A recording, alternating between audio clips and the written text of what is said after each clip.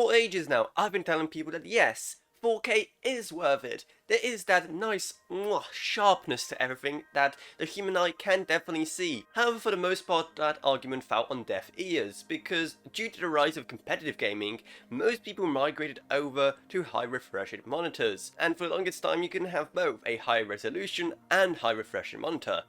Until now. Yes, the 4K resolution revolution is finally upon us, and 4K may finally go mainstream, and largely thanks to some amazing monitors like the Aorus FI32U, what I think is the best 4K high refresh rate monitor you can buy right now.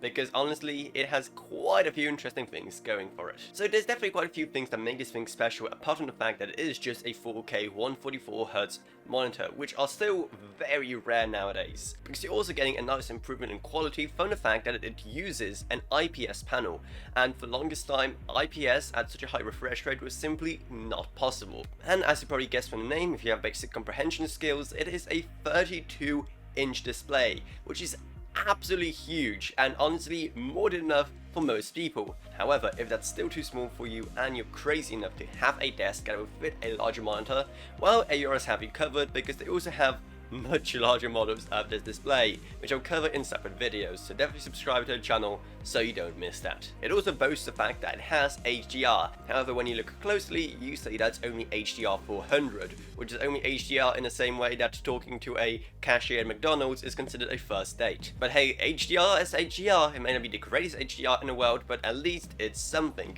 And I guess we'd all rather have HDR 400 than none at all. And actually, that's all well and good, but as you can imagine, it's probably going to be kind of difficult to even drive such an insane display. Well, thankfully it comes with both HDMI 2.1 and DisplayPort 1.4 to aid with that. So that's all great, if not for one massive issue. And that's basically the same thing I described in my recent video talking about the Samsung Odyssey Neo G9. And that is that modern displays are pretty much outpacing the graphics cards most people have, mainly due to current shortages. Because if you want to use HDMI 2.1, well, you'd need a current gen card, and those are kind of difficult to get. Even if you just settle for HDMI 2.0, odds are that if you are running an HDMI 2.0 card, it probably isn't even powerful enough to drive 4K 144Hz in most games. So unless you're happy spending a lot on a monitor just to enjoy that super smooth Minecraft experience, then you may be left disappointed. Now yes, DisplayPort 1.4 is available on this monitor, though to reach that 144Hz goal you are going to need DSC, or Display Stream Compression, which was once again talked about in my Neo G9 video, and that comes with a slightest image quality penalty. Even though yes, DisplayPort 1.4 is available on older cards, well, you still probably won't be able to use this thing to its fullest potential unless you are running a high-end current generation card, which once again are impossible to get right now. However, you can at least get it, unlike a graphics card, so if you don't mind the fact that you won't be able to fully utilize the high refresh rate for now, then just buy the monitor and then just upgrade your graphics card down the line when they finally become available again. And if you do want to experience 4K high refresh rate, well, this is definitely the monitor to get. Though just manage your expectations in the meantime, because you definitely won't be able to fully utilize it. But when you will be able to, I mean, this will be the best gaming experience you can probably get right now. Probably the main reason that many people won't be interested in this thing is the price, seeing how it is $1,000.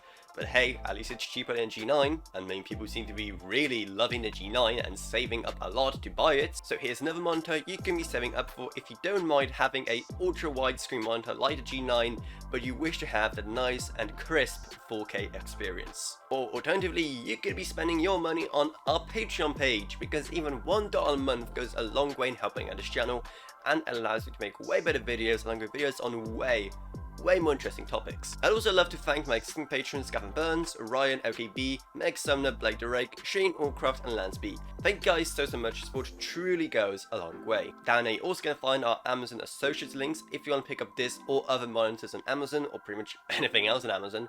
Plus then there's also a Discord server if you want to talk to me or other fellow geeks about this or whatever else really. Plus then there's our social media links as well. But anyway, that's about it, so I hope you enjoy this video. If you remember to subscribe, like, whatever, and I'll see you all in whatever I make next. Goodbye everyone, goodbye.